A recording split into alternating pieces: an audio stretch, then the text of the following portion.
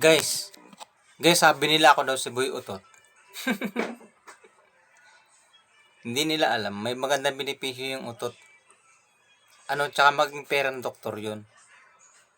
Ngayon, patutunayan ko sa inyo na ako si Boy Utot.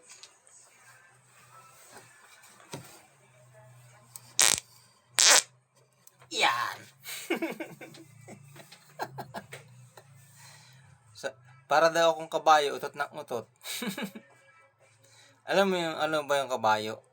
Yung, nagangarga ka ng, kunyari, kopra. Siyempre nasa paahon yun. Siyempre nasa hulihan ka naman. Yung kabayo, utot ng utot. Hanggang sa kasunod ka. Pero wala naman amoy yun. Ang amoy noon, damo. Damo ang amoy noon, hindi sugrak. Si Boy Utot. Naalala ko dati naghihilap pa ako ng kopra. Paahon yung sasakarin. Sabay ang bigat naman ng karga. Umupak na yung kabayo, utot ng utot. Sabay sumasabay pa ng pagtae. si Boy Utot. Mabango naman yung amoy mabango naman yung utot ng kabayo. Wala nang yun, damo lang. Hindi naman niya mabaho. Parang amoy damo lang na mapait. Si Boy Utot.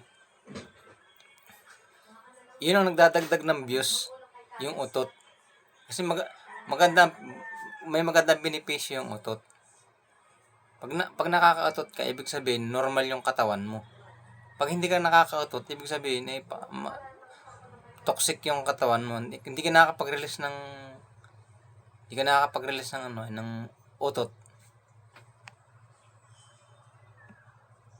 Kumbaga hindi ka nakakapag-release ng utot sa katawan.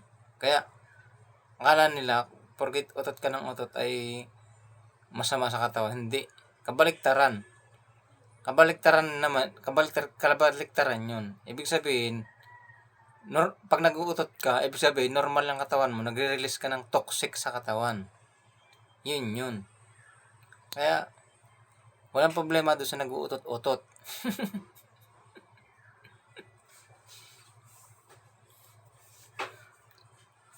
Oh.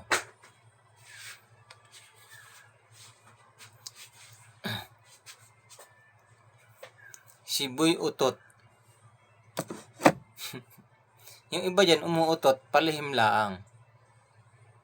Wala naman taong di nag-uutot-utot. Lahat naman ng tao nag-uutot-utot. Pustahan tayo. Kahit yung mga artista na yan, mabaho din ang utot niyan. Mabataon din ang utot niyan kahit artista. Oo, sabi ng kalabaw.